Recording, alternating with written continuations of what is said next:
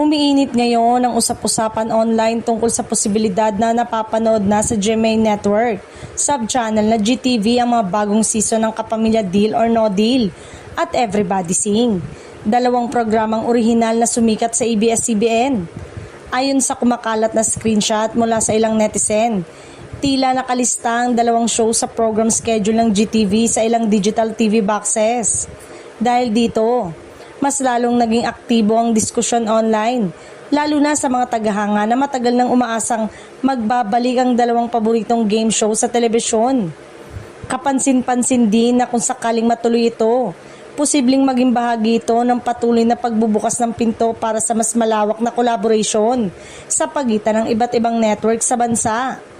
Sa mga nagdaang taon, unti-unti nang nababasag ang dating mahigpit na kompetisyon at napapalitan ito ng partnership at content sharing para mas mapalawak ang abot ng mga programa.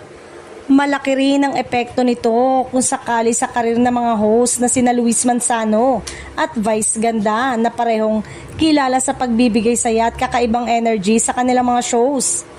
Marami ang naniniwala na saan man mapunta ang kanilang mga programa, tiyak na susundan ito ng kanilang loyal fanbase. Bukod dito, may ilang netizen din ang nagsasabing magandang hakbang ito upang mabigyan ng panibagong buhay ang mga game show format na matagal nang minahal ng masa.